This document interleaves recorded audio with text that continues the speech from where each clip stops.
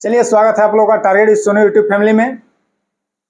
आधुनिक भारत का इतिहास जो मैं पढ़ा रहा हूं, उस क्रम में आज साइमन कमीशन पढ़ाने वाला हूं। तो साइमन कमीशन क्या है, इसके बारे में जान लेते हैं। सबसे पहले थोड़ा सा पृष्ठभूमि इसका समझ लेते हैं। पिछले वीडियो में हम लोग पढ़े थे कि खिलाफत आंदोलन, असहयोग आंदोलन किस तरीके से प्रारंभ हुआ और किस तरीके से इसका अंत हो गया। चौरी चौरा कांड के बाद इसको क्या कर दिया गया, बंद कर दिया गया। उसके बाद से गांधी-दास समझौता होता है, बेलगांव का अधिवेशन होता है जिसे महात्मा गांधी अध्यक्षता करते हैं। 1925 में जो केंद्रीय असेंबली का इलेक्शन होता है, जबरदस्त तरीके से कांग्रेस जीतती है, 101 सीटों में 42 सीटों पर जीत घोषित हो जाता है। केंद्रीय असेंबली के अध्यक्ष बन जाते हैं विठल भाई पटेल। और इतना जबरदस्त तरीके से चारों तरफ आंदोलन न कहा जाए इसको, आंदोलन के बाद का जो राजनीतिक परिदृश्य था उसमें कांग्रेस का उत्थान हो रहा था। महात्मा गांधी थोड़े असंतुष्ट हुए और एक तरीके से कहा जाए तो राजनीति से अलग हो गए थे 24 के बाद, और अलग होकर एकदम शांत हो गए थे और जमीनी स्तर पर काम कर रहे थे। आप देखेंगे कि क्रांतिकारी गतिविधियां दो चरणों में होती हैं। पहली चरण 1905 के बाद 1911-12 तक, और द्वितीय चरण जो होगा वह 1922 के बाद 1930 तक रहेगा। इन दोनों चरणों को अलग से हम वीडियो बनाकर पढ़ाएंगे, बीच में उसको समाहित नहीं कर रहे हैं, लेकिन उसका कहीं ना कहीं प्रभाव दिख रहा होता है। 1926-27 तक जाते जाते दुर्भाग्यवश चित्तरंजन दास, जिन्होंने स्वराज पार्टी बनाई थी, उनकी मृत्यु हो जाती है। और मृत्यु के पश्चात स्वराज पार्टी में पद लुलुपता आ जाती है, लालच आ जाता है, और पद के लालच की वजह से गुटबंदी आता है और धीरे धीरे स्वराज पार्टी का वर्चस्व भी कम हो जाता है। इधर जवाहरलाल नेहरू, सुभाष चंद्र बोस, इन लोगों का भारतीय राजनीतिक पटल पे उत्थान होता है। और उस साइड 1919 के अधिनियम को देखें, मांटेग्यू चेम्सफोर्ड अधिनियम, तो उसमें एक प्रावधान था कि प्रत्येक 10 वर्ष बाद राजनीतिक परिदृश्य की जांच के लिए एक कमेटी बुलाई जाएगी, अर्थात 1929 में आना चाहिए। लेकिन 1927 में, नवंबर में 1927 में साइमन कमीशन का गठन कर दिया जाता है कि आप भारत जाओ और भारत जा करके जांच करो कि भारत में राजनीतिक पृष्ठभूमि कैसे तैयार हो रही है, क्या भारतीयों को स्वराज दिया जा सकता है कि नहीं दिया सकता। और ये डिमांड कांग्रेस खुद कर रही थी कि एक कमेटी बनाइए, जांच कीजिए, हम लोग क्या हो गए हैं, अब जागरूक हो गए, हम अपना शासन संभाल सकते हैं और हमको डोमिनियन स्टेट का दर्जा दिया जाए। ठीक है। जब नवंबर 1927 में गठन की घोषणा की जाती है साइमन कमीशन की, तो उसमें 7 सदस्य का नाम लिया जाता है। 7 सदस्य में से, उसमें 7 अगर सदस्य देख लिया जाए, 2 3 4 5 6 7, तो इसमें से 4 जो थे कंजर्वेटिव पार्टी के थे। किसके थे? कंजर्वेटिव पार्टी के। Conservative party. एक जो थे वो लिबरल पार्टी के थे, लिबरल पार्टी के। और 2 जो थे वह लेबर पार्टी के थे। किसके थे? Labour party. अब 7 का नाम याद नहीं रखना है, लेकिन लेबर पार्टी के जो 2 थे उनको याद रखिए आप लोग। पहले थे सर साइमन, और दूसरे थे एटली, क्लीमेंट एटली। ये दोनों लगाए, और इन्हीं साइमन साहब के नाम से इसका नाम क्या रख दिया गया? Simon commission. तो कितने टोटल सदस्य आए? 7 आए। 7 आए थे। ठीक है, ये 7 हो गए। अब चूंकि 7 के 7 सदस्य कौन थे? गोरे थे, अंग्रेज थे। और ये रिकमेंडेशन कौन दिया कि 7 के 7 अंग्रेज रहे? ये उस समय 1927 में इरविन था, यहाँ पे वायसराय इरविन ने कहा कि 7 के 7 किसको रखा जाए? अंग्रेजों को रखा जाए, भारतीयों को इसमें शामिल नहीं किया जाए। क्योंकि भारतीय डिमांड कर रहे थे कि भाई हमको डोमिनियन स्टेट का दर्जा दीजिए, और इसके लिए आप जो 1919 के प्रावधान बनाए हैं कि हम क्या करेंगे, एक कमेटी बनाकर जांच करवाएंगे, तो बनवाइए और कमेटी भेजिए। लेकिन ये नहीं कहते ना कि केवल और केवल गोरों को भेज दिया जाए। अब आप बताओ, जांच क्या करना है कि भारतीय उतने जागरूक हुए हैं कि नहीं कि इनको डोमिनियन स्टेट का दर्जा दिया जाए, इनको स्वराज दिया जाए। और जांच करने के लिए आ कौन रहा? अंग्रेज। ये तो वही बात हो गई ना कि चमड़े का जूता और कुत्ता रखवाल, मतलब कुत्ता उसकी रखवाली करे चमड़े का जूता का, जब मौका पड़ेगा क्या कर लेगा? लेके फरार हो जाएगा। अंग्रेजों को राज करना है, अंग्रेज स्वराज क्यों देंगे भाई हमको? जिस केंद्रीय असेंबली में हमारे यहाँ से 32 प्रतिनिधि केवल कांग्रेस के हैं, जिस केंद्रीय असेंबली के अध्यक्ष भारत के हैं, और उस भारत के जांच के लिए आप कमेटी बना रहे हो, उसमें भी भारतीय को नहीं रख रहे, ये कहाँ का न्याय है? तो ये नवंबर 1927 में घोषणा होती है। और जैसे ही उधर घोषणा होती है, दिसंबर 1927 में मद्रास में कांग्रेस का अधिवेशन होता है, याद रखिएगा, मद्रास अधिवेशन। अधिवेशन किसका होता है? कांग्रेस का। और इस मद्रास अधिवेशन की अध्यक्षता कौन करते हैं? M.A. अंसारी। अंसारी, ठीक है। और इस अधिवेशन में, इस कांग्रेस के अधिवेशन में घोषणा की जाती है कि हम क्या करेंगे? साइमन कमीशन का विरोध करेंगे। क्या करेंगे? विरोध करेंगे। और ये विरोध का विधेयक पास हो जाता है दिसंबर 1927 में। और वो भी विरोध किस तरीके से करेंगे? हर स्तर पे करेंगे, मतलब कि जहां जहां साइमन कमीशन जाएगा वहां वहां जाकर के हमारे प्रतिनिधि क्या करेंगे? विरोध करेंगे कांग्रेस का, सॉरी, साइमन कमीशन का। कौन कहा? कांग्रेस। अब कांग्रेस जैसे ही बोली ये बात, तब भारत के जितने छोटी पार्टियां थी लगभग साथ आ गई, मंच पे एक साथ आ गई, भाई हम आपके साथ हैं। तो अगर देखा जाए उनके साथ कौन कौन पार्टी आई, तो किसान मजदूर पार्टी उनके साथ आ गई, लिबरल पार्टी आ गई उनके साथ, हिंदू महासभा उनके साथ आ गई, ठीक है, मुस्लिम लीग उनके साथ आ गई, और कुछ पार्टियां विरोध में थी। ध्यान रखिएगा, मुस्लिम लीग साथ में थी साइमन कमीशन के विरोध में। तो साइमन कमीशन के एक बोल दें विरोध में, विरोध में, और एक समर्थन में, समर्थन में। तो विरोध में कौन कौन था यहां नोट कर लीजिए। कांग्रेस तो थी ही, मेन लीड कर रही थी कांग्रेस। हिंदू महासभा, हिंदू महासभा मदन मोहन मालवीय जी की पार्टी थी। किसान मजदूर पार्टी, मजदूर पार्टी। मुस्लिम लीग, मुस्लिम लीग ये थी। और समर्थन में, मतलब साइमन कमीशन के समर्थन कौन? समर्थन में भी थे। हाँ भाई थे। आप कहोगे सर ये तो देशद्रोही काम हो गया ना समर्थन में जाना। इसलिए कि जहां पे हम अपने देश की बात कर रहे हैं, जहां पे देश के उत्थान की बात कर रहे हैं, हम कह रहे हैं कि हमको स्वराज चाहिए, और स्वराज के लिए हम कितने तैयार हैं, जांच करने के लिए कमेटी बनाई गई जिसमें एक भी भारतीय नहीं है, साथ के साथ गोरे हैं, तो उनका तो विरोध होना चाहिए सर, सभी भारतीयों को करना चाहिए। हाँ करना चाहिए, लेकिन कहां पे नहीं करेंगे लोग? जहां जातिवाद से जुड़े रहे हैं, जहां धर्म से जुड़े रहे हैं, ऐसे लोग कोई बात कर पाएंगे? आप बताओ, आज भी क्या करते हैं लोग? आज भी लोग क्षेत्रीय जो चुनाव होता है वहां जाति को लेकर इलेक्शन लड़ा जाता है, धर्म को लेकर इलेक्शन लड़ा जाता है। बुद्धिजीवी तरीके से इलेक्शन होता है क्या? तो उस समय तो और अज्ञानता थी। तो कहां कहां पे? जहां पे पंजाब में, जहां आपको बताएंगे 1937 का चुनाव होगा, तो वहां पे यूनियनिस्ट पार्टी थी, वो सरकार बनाएगी मुस्लिम लीग के साथ मिलकर के। मद्रास में, मद्रास में जाकर जस्टिस पार्टी थी। मद्रास में कौन पार्टी थी? जस्टिस पार्टी थी, ये सरकार बनाएगी। तो ये क्षेत्रीय पार्टियां जो कि जाति धर्म को लेकर ज्यादा बात कर रही थी, वो पार्टी किसके समर्थन में आ गई? वो पार्टी आ गई साइमन कमीशन के समर्थन में। कौन कौन सर? यूनियनिस्ट पार्टी, याद रखिएगा, unionist party, justice party, justice party, और एक और पार्टी है, एक और पार्टी है, उसका नाम है depressed, depressed, depressed class party, depressed class party, मतलब दबे कुचलों की पार्टी। और ये किसकी पार्टी थी? ये डॉक्टर B.R. अम्बेडकर की पार्टी थी। मतलब आप कहोगे सर अम्बेडकर साहब साइमन कमीशन के समर्थन में थे? हाँ उस समय समर्थन में थे। अब देखिए, हम लोग इतिहास पढ़ रहे हो तो इतिहास में हम लोग केवल बात कर सकते हैं, उस समय उनकी सोच क्या रही होगी वो वही लोग बताएंगे। लेकिन भीमराव अम्बेडकर की पार्टी जो थी डिप्रेस्ड क्लास पार्टी, कुछ हरिजन पार्टी, ये पार्टी किसके समर्थन थी? साइमन कमीशन के समर्थन में। यहाँ पे कांग्रेस, हिंदू महासभा, किसान मजदूर, मुस्लिम लीग, छोटी छोटी पार्टियां किसके समर्थन में, विरोध में थी? साइमन कमीशन के विरोध में। अब एक चीज और बता दें कि मुस्लिम लीग जो पार्टी थी, इसमें दो गुट हो गया, समर्थन करेंगे नहीं करेंगे। तो इसमें देख लेते हैं कि कौन कौन गुट थे। तो मुस्लिम लीग में आप देखेंगे तो एक तो जिन्ना गुट हो जाएगा, जिन्ना गुट, मतलब जितने जिन्ना गुट थे मोहम्मद अली जिन्ना के समर्थक, और एक मोहम्मद शफी, मोहम्मद शफी। तो मोहम्मद शफी को छोड़ दिया जाए, उनके गुट को छोड़ दिया जाए, तो बाकी सब जो मुस्लिम लीग के नेता थे वो विरोध में थे साइमन कमीशन। अच्छा एक चीज ध्यान रखना, जब भी हम कहेंगे मुस्लिम लीग तो इसका मतलब ये नहीं है कि पूरे भारत के मुसलमान, ये मुस्लिम लीग पार्टी थी, ठीक है ना।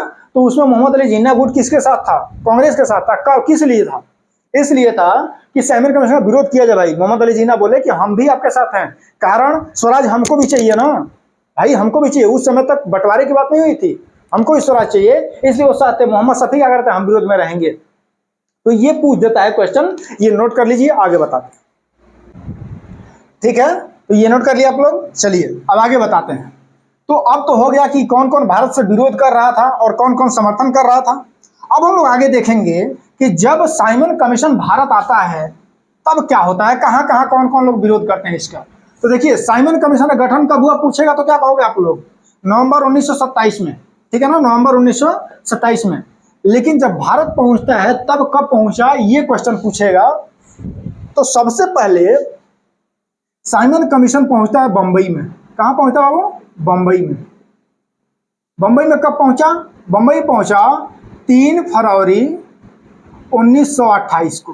कब पहुंचा, 3 फरवरी 1928 को। और बंबई में इसका जबरदस्त विरोध किया गया। क्या कहा के विरोध किया गया, साइमन गो बैक कहा गया, साइमन साइमन वापस जाओ, वापस जाओ का नारा दिया गया। अब साइमन यहां से सुनते सुनते बोर हो गए, आगे बढ़े। अब पहुंचे कहां, दिल्ली। दिल्ली। अब जब साइमन दिल्ली पहुंचते हैं तो कहा जाता है कि दिल्ली की केंद्रीय असेंबली से कोई आया ही नहीं उनको रिसीव करना है। भाई कितनी बेइज्जती की बात है। जिस व्यक्ति का सरकार चल रहा है यहाँ पे, आपको बताया था ना, केंद्रीय असेंबली में कांग्रेस के सदस्य थे 42 और अध्यक्ष कौन थे केंद्रीय असेंबली में, विठल भाई पटेल। और उस केंद्रीय असेंबली ने सीधा इनकार कर दिया कि हम स्वागत करने नहीं जाएंगे। आप जानते हैं कि जब कोई विदेश से आता है तो अपने देश के जो मंत्रिमंडल होता है वो जाकर क्या करता है, उसका स्वागत करता है। तो यहाँ पे तो उसी का शासन था, वहां से कमेटी नहीं गए लोग। फिर दिल्ली भी विरोध हुआ, दिल्ली भी। दिल्ली के बाद पहुंचे लाहौर। लाहौर लाहौर में भी जबरदस्त तरीके से विरोध हुआ और विरोध का नेतृत्व कर रहे थे लाला लाजपत राय। कौन कर रहे थे, लाला लाजपत राय। और इनके साथ सहयोग कौन कर रहा था, नौजवान सभा के सदस्य। नौजवान सभा के सदस्य कर रहे थे। नौजवान सभा की स्थापना किसने की थी, भगत सिंह। नौजवान सभा की स्थापना किसने, भगत सिंह। देखिए, राष्ट्रवादी जो क्रांतिकारी गतिविधियां हैं 2 चरण में हम आपको पढ़ाएंगे। उसी में नौजवान सभा भी पढ़ाएंगे, उसी में Hindustan Republic association, Hindustan socialist Republic association, उसी में पढ़ाया जाएगा चंद्रशेखर आजाद जी को, सब कुछ उसी में पढ़ाएगा, राजेंद्र लोहड़ी जी को, सबको पढ़ाया जाएगा उसमें। इसमें हम उनको स्किप कर रहे हैं, ठीक है ना, जो कांग्रेस का चल रहा है उसको लेकर चल रहा है। तो नौजवान सभा के साथ मिलकर लाला लाजपत राय क्या कर रहे थे, विरोध कर रहे थे। और उसी में एक अधिकारी था जिसका नाम था सांस, वहां पे सहायक पुलिस अधीक्षक था। क्या था, सहायक पुलिस अधीक्षक था सांस। इसने क्या कर दिया, लाठी चार्ज करवा दिया, लाठी चार्ज करवा दिया। और कहा जाता है कि लाला लाजपत राय के शरीर के ऊपर लाठी पड़ी, सर के ऊपर बहुत ज्यादा लाठी पड़ गई और घायल हो गए। और 2 दिन बाद इनकी क्या हो जाती है, मृत्यु हो जाती है। लाला लाजपत राय का उस समय एक स्टेटमेंट था कि हमारे शरीर के ऊपर पड़ी हुई एक एक लाठी अंग्रेजों के साम्राज्य की ताबूत की एक एक किल साबित होगी। लाला लाजपत राय का स्टेटमेंट क्या था कि हमारे शरीर के ऊपर पड़ी हुई एक एक लाठी जो ब्रिटिश साम्राज्य है उसके ताबूत की एक एक किल साबित होगी। मतलब एक लाठी मारोगे ताबूत में एक किल धस गया, मतलब ताबूत तुम्हारा हो गया तैयार। जैसे ही ताबूत हो जाएगा तैयार तब तुम चले जाओगे। और देखो इस समय मृत्यु होती है लाला लाजपत राय जी की और 20 साल बाद ईस्ट इंडिया कंपनी यहाँ से खत्म हो जाती है, ठीक है। ये हो गया। अब जैसे ही लाला जी की मृत्यु होती है, देखिए आप लोग, लाल बाल पाल, लाला लाजपत राय, बाल गंगाधर तिलक और बिपिन चंद्र पाल। बाल गंगाधर तिलक जी की मृत्यु हो गई दुर्भाग्य से 1 अगस्त 1920 को, जिस दिन असहयोग आंदोलन स्टार्ट होने वाला था। लाला लाजपत राय की मृत्यु हो गई। बिपिन चंद्र पाल संन्यास ले लिए थे, कलकत्ता में बैठे थे, जितना हो सकता था उतना सहयोग कर रहे थे।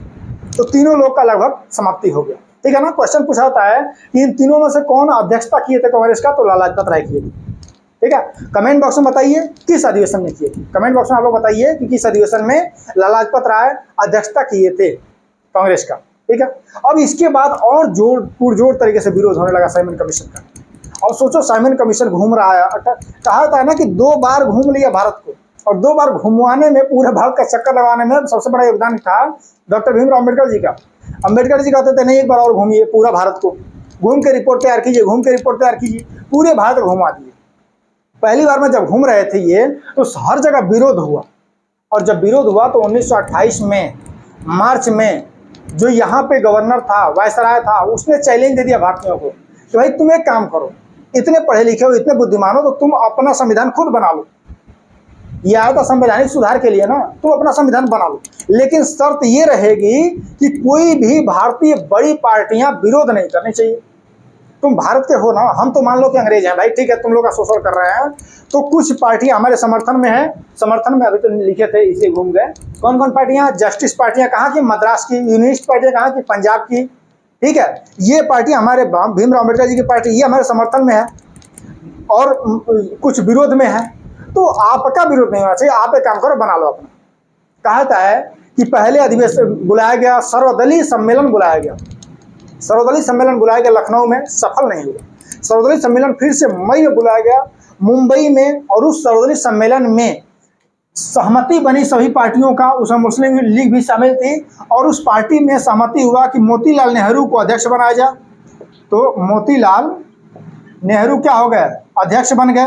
सुभाष चंद्र बोस थे, सुभाष चंद्र बोस थे, और कई लोग थे इसमें सदस्य में, और ये सदस्य बनकर तैयार हुए। गांधी थे नहीं, आपको बता दिए हैं कि 1924 के बेलगांव अधिवेशन के बाद गांधी जी राजनीति से सक्रियता से अलग हो गए थे, इसलिए कि लोग विरोध में उतर गया था ना, सब लोग विरोध कर रहे थे, जो युवा थे, उग्र थे, क्रांतिकारी थे, वो कह रहे थे कि आप असहयोग क्यों वापस ले लिए, सुभाष चंद्र बोस, वल्लभ भाई पटेल, सब लोग, वो बोले ठीक है भाई आप लोग कर लीजिए और देखते हैं कहाँ तक आप पहुँच पाते हैं। तो यहाँ तक पहुँचे थे, वो देखिए आप लोग। तो इस कमेटी का गठन हो गया, इस कमेटी का, और उसका नाम दिया गया नेहरू समिति। क्या नाम दिया गया, नेहरू समिति। इस नेहरू समिति ने संविधान बनाकर तैयार किया कि हमारा संविधान हमको क्या क्या चाहिए, और नेहरू समिति ने अपना रिपोर्ट प्रस्तुत कर दिया अगस्त में। कब, अगस्त में, अगस्त 1928 में। अब इसमें क्या हुआ, नेहरू समिति कुछ डिमांड कर रही थी, और कांग्रेस के अंदर, मतलब इस समिति के अंदर ही सुभाष चंद्र बोस, जवाहरलाल नेहरू, ये अलग डिमांड कर रहे थे। जैसे नेहरू समिति ने कहा था कि हमको डोमिनियन स्टेट का दर्जा दिया जाए, डोमिनियन स्टेट, अधिराज्य का दर्जा, हम ब्रिटेन के अंदर रह के काम करेंगे। सुभाष चंद्र बोस, जवाहरलाल नेहरू कह रहे थे कि नहीं, हमको क्या चाहिए, पूर्ण स्वराज चाहिए, हमको पूर्ण स्वराज चाहिए। अब ये मोतीलाल नेहरू कह रहे थे कि भाई अगर पूर्ण स्वराज की बात करेंगे तो यहाँ होड़ पर नहीं पाएगा, हमारा मतलब रिजेक्ट कर दिया जाएगा। तो कांग्रेस में ही मतभेद थी, आपस में ही मतभेद था। दूसरा क्या प्रॉब्लम क्रिएट हो गया, सर्वदलीय सम्मेलन बुला के सहमति बन गई, जवाहरलाल नेहरू सब लोग तैयार हो गए, भाई ठीक है डोमिनियन स्टेट ही मांग लीजिए आप, लेकिन उसमें क्या रखिए, सांप्रदायिक निर्वाचन प्रणाली अब खत्म किया जाए और सार्वजनिक निर्वाचन प्रणाली लाया जाए, जिसमें मुसलमानों को आरक्षण दे दिया जाए जहां वो अल्पसंख्यक हैं। क्लियर हुआ, सांप्रदायिक निर्वाचन प्रणाली समाप्त किया जाए। मोहम्मद अली जिन्ना इस पे क्या हो गए, नाराज हो गए, वो क्या कहे, 1/3 मुस्लिमों को आरक्षण दिया जाए, दूसरा सांप्रदायिक निर्वाचन प्रणाली रखा जाए। अब इस बात पे दोनों लोगों में मतभेद हो गया, और कहा था कि वहीं से मोहम्मद अली जिन्ना बोले कि ठीक है काम कीजिए, तब आप इधर रहिए, हम चलते हैं आगा खां और मोहम्मद शफी के साथ। मोहम्मद शफी जो सहयोग में थे ना अभी समर्थन में साइमन कमीशन के, और जिन्ना इन लोगों के साथ थे, तो जिन्ना उसी समय छोड़ के चले गए मोहम्मद शफी के साथ। और उधर जाके जैसे ही नेहरू रिपोर्ट प्रस्तुत किया गया साइमन कमीशन के पास, वैसे ही जो जिन्ना थे वो अपना 14 सूत्री मांग रख दिए। और आपको पता ही है कि सबसे पहले कहा गया था कि कोई बड़ी पार्टी विरोध न करे, मुस्लिम लीग ने ही विरोध कर दिया और ये नेहरू रिपोर्ट को खारिज कर दिया गया। अब नेहरू रिपोर्ट जब खारिज हो गया तो कहा था कि 1930 में मई में साइमन कमीशन वापस गया और जा करके मई में 1930 को रिपोर्ट अपना सौंप दिया, किसको, वहां पार्लियामेंट को, संसद को। और संसद से कहा गया कि आप एक काम कीजिए, गोलमेज सम्मेलन बुलाइए। गोलमेज सम्मेलन का मतलब ये हो गया कि ये मिटा देते हैं, गोलमेज सम्मेलन का मतलब ये हो गया कि एक मेज रहेगा जो क्या रहेगा, गोल रहेगा। इसका मतलब क्या हुआ सर, इसका मतलब ये हुआ कि जैसे मान लो कि ये हमारे पास मेज हो गया और एक गोल मेज हो गया, तो यहाँ पे इधर कोई बैठेगा, ऐसे लोग बैठेगा, इधर बैठेगा, तो इधर जो बैठेगा ना अपने आप को बड़ा समझेगा, बड़ा माना ही जाता है, जैसे राजा हो गया। लेकिन गोल में कौन किसको बड़ा समझेगा भाई, सब तो चारों तरफ से गोल है ना। तो भारतीय क्या डिमांड किए थे, गोलमेज सम्मेलन बुलाया जाए। तो गोलमेज सम्मेलन का आयोजन ब्रिटेन की तरफ से किया गया। प्रथम गोलमेज सम्मेलन, प्रथम गोलमेज सम्मेलन, द्वितीय गोलमेज सम्मेलन, द्वितीय गोलमेज सम्मेलन और तृतीय गोलमेज सम्मेलन, तृतीय गोलमेज सम्मेलन। प्रथम हुआ था 1930 में, द्वितीय होता 1931 में और तृतीय होता 1932 में। 3 गोलमेज सम्मेलन का आयोजन किया गया। और जब गोलमेज सम्मेलन का आयोजन किया गया तो प्रथम में कांग्रेस ने भाग नहीं लिया, क्यों, नेहरू रिपोर्ट को खारिज किया गया था इसलिए। द्वितीय में भाग लिए थे, तृतीय में फिर से नहीं लिए थे। क्वेश्चन यहाँ पूछता है कि तीनों गोलमेज सम्मेलन में भाग लेने वाले व्यक्ति डॉक्टर भीमराव अम्बेडकर। तीनों गोलमेज सम्मेलन में भाग लेने वाले व्यक्ति कौन थे? डॉक्टर भीमराव अंबेडकर थे। अब यहां से आप नोट कर लीजिए, तो हम लोग सभी ने अवज्ञा आंदोलन की तरफ बढ़ते हैं। ठीक है, चलिए अब इधर तो ये रिपोर्ट प्रस्तुत कर दिया गया। अच्छा, क्वेश्चन पूछा जाता है कि 1935 का जो भारत शासन अधिनियम आया था, वो भारत शासन अधिनियम किस रिपोर्ट का परिणाम था? तो आप कहोगे साइमन कमीशन का। क्वेश्चन पूछा गया इसलिए याद आ गया, बता दिए। 1935 का भारत शासन अधिनियम जो था वह साइमन कमीशन के रिपोर्ट का ही प्रावधान था और 3 गोलमेज सम्मेलन का परिणाम था। ठीक है, चलिए अब जब 1929 में रिजेक्ट कर दिया गया था नेहरू रिपोर्ट को, तब क्या हुआ? दिसंबर 1929 कांग्रेस का अधिवेशन होता है। कहाँ? लाहौर में। अब देखिए 1924 के बाद से गांधी जी हो गए थे राजनीति से बाहर, ये लोग अपना हाथ पैर पूरा चला लिए। फिर याद आया कि अब गांधी जी को लेकर आया जाए, तो 1929 में गए ये लोग। और क्या गांधी जी आराम से बैठे होंगे? नहीं, साबरमती आश्रम से एकदम पूरा राजनीति का निरीक्षण कर रहे थे, क्या क्या हो रहा है, कौन ऊपर उठ रहा है, कौन नीचे गिर रहा है। देखा गया कि इस समय सबसे आगे जो जा रहा है व्यक्ति वो जवाहरलाल नेहरू या सुभाष चंद्र बोस को लेकर चल रहे थे। लेकिन जवाहरलाल नेहरू और सुभाष चंद्र बोस में अंतर ये था कि सुभाष चंद्र बोस की पृष्ठभूमि राजनीतिक नहीं थी। जवाहरलाल नेहरू के पीछे उनके स्तंभ के रूप में उनके पिताजी मोतीलाल नेहरू खड़े थे और दोनों बराबरी से आगे बढ़ रहे थे। पूर्ण स्वराज चाहिए, ये चाहिए, वो चाहिए, हर चीज में। फिर ये लोग मूव किए किसके तरफ? गांधी जी के पास। और गांधी जी के पास जाके बोले कि भाई देखिए साइमन कमीशन आया, आप तो जानते ही होंगे, लाला जी को मार दिए सब, ये भी आप जानते ही होंगे। गांधी बोला हाँ जानते हैं, रिपोर्ट हमारी माने सब नहीं। अंबेडकर साहब की बात मान रहे हैं, जिन्ना की बात मान रहे हैं, हमारा रिपोर्ट कोई मान ही नहीं रहा। हम लोग जो मांग की, अभी तो हम पूर्ण स्वराज की बात कर रहे थे, ये तो डोमिनियन स्टेट की बात की, तभी नहीं सुने सब। गांधी चौक सुन रहे थे। गांधी बोला अच्छा ठीक है, तुमको चाहिए क्या? जवाहरलाल नेहरू बोले कि हमको पूर्ण स्वराज चाहिए। हाँ तो वही ले लो ना, कम क्यों मांग रहे हो? तो बोले किस तरीके से मिलेगा? ठीक है, अधिवेशन बुलाओ, हम चलते हैं राजनीति में फिर से। अब गांधी जी फिर चले 1930 में। 6-7 साल बाहर थे, कोई नहीं जान रहा था इनको। अब गांधी जी आते हैं राजनीति में। अब जब दिसंबर में अधिवेशन होता है, कहाँ हुआ? लाहौर में, रावी नदी के तट पर। तो उस समय गांधी जी बोले जवाहरलाल नेहरू से कि अध्यक्ष जवाहरलाल नेहरू बनेंगे, जबकि इनके पास जनसंख्या नहीं थी कांग्रेस में कि ये अध्यक्ष बन जाए। लेकिन गांधी जी का समर्थन था और पूर्ण स्वराज की मांग थोड़ा एग्रेसिव था इनका, तो इनको क्या कर दिया गया? अध्यक्ष बना दिया गया। तो लाहौर अधिवेशन की अध्यक्षता कौन कर दिया? जवाहरलाल नेहरू। और इसी अधिवेशन में कहा गया कि आज के बाद प्रत्येक दिन हम लोग 26 जनवरी को क्या करेंगे? स्वतंत्रता दिवस मनाएंगे। स्वतंत्रता दिवस मनाएंगे। और क्या करेंगे? झंडा तोलन करेंगे। बात समझ में आ रहा है? झंडा तोलन करेंगे और पूर्ण स्वराज की मांग रखी। हमको पूर्ण स्वराज से कम कुछ भी नहीं चाहिए। महात्मा गांधी सब सुन रहे थे। महात्मा गांधी से जवाहरलाल नेहरू, कांग्रेस कमेटी, सब लोग ये बोले कि ये कीजिए, वो कीजिए, बड़ा आंदोलन खड़ा करने का समय आ गया है। गांधी जी सुन रहे थे, ठीक है आंदोलन करने का समय आ गया है। लेकिन अगर आंदोलन उसी समय खड़ा हो जाता, देखो दिसंबर की बात है, लाहौर में अधिवेशन हो गया, 26 जनवरी को झंडा तोलन हर जगह पे हुआ, स्वतंत्रता दिवस मनाया गया, सब कुछ चल रहा है, और मार्च में दांडी मार्च स्टार्ट होता है। 2 महीना क्या किए गांधी जी समझो। अगर उसी समय स्टार्ट कर दिए होते सविनय अवज्ञा आंदोलन, तो क्रेडिट जाता किसको? जवाहरलाल नेहरू को। भाई जवाहरलाल नेहरू गए गांधी से कह के स्टार्ट कीजिए, इन्होंने स्टार्ट कर दिया और क्रेडिट मिल गया। अगर फेल होते तो मार खाते कौन? गांधी जी। एक बार असहयोग आंदोलन ले लिए, इस बार सविनय अवज्ञा आंदोलन खत्म कर दिए। गांधी जी बोले कि ठीक है शांत रहो, हम करते हैं कुछ। और जनवरी के लास्ट में 31 जनवरी को, यहाँ पे देखिए 31 जनवरी, 26 जनवरी को झंडा तोलन हो गया ना, 31 जनवरी 1930 को गांधी जी क्या करते हैं? गांधी जी जो उनका पत्रिका आता था यंग इंडिया, इसमें एक लेख लिखते हैं और लेख लिख करके वो कहते हैं कि हमको क्या चाहिए? पूर्ण स्वराज दे देना चाहिए। अपनी अपनी बात रखे और टाइम दिए थे 1 महीने में। इरविन हमको कॉल करेंगे और बात करेंगे फोन से। इरविन सुन रहा है इनकी बात? उस समय नहीं सुन रहा है। परिस्थितियां सुनिए, परिस्थितियां ये थी कि उस समय महामंदी चल रही थी देश में। 1921 से 1930 का दशक ऐसा था जब भारत की जनसंख्या में गिरावट दर्ज कर दी गई थी। सोचिए कितनी महामंदी, महंगाई चरम पर पहुंच गई थी। लोग त्रस्त थे। आपसे क्वेश्चन पूछ सकता है कि कौन सा दशक ऐसा है जब जनसंख्या 10 साल में गिर जाए भाई। ऐसा हो सकता है, जनसंख्या अगर बढ़नी ही चाहिए, गिरे ही कहाँ से। और 1921 से 1930 के दौर में गिर गई थी, महामंदी का दौर चल रहा था।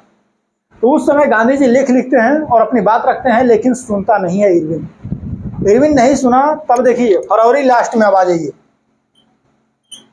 फरवरी लास्ट में वो 11 सूत्री मांग रखते हैं। 11 सूत्री मांग।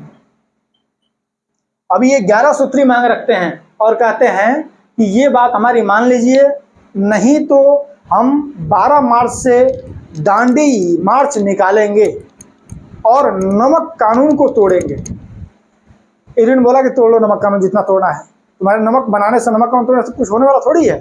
और गांधी को देख चुका था, याद नहीं है तुमको असहयोग आंदोलन, चौरी चौरा हुआ, हम तुमको कितना मारे, तुम गिड़ाए, हम छोड़ दिए।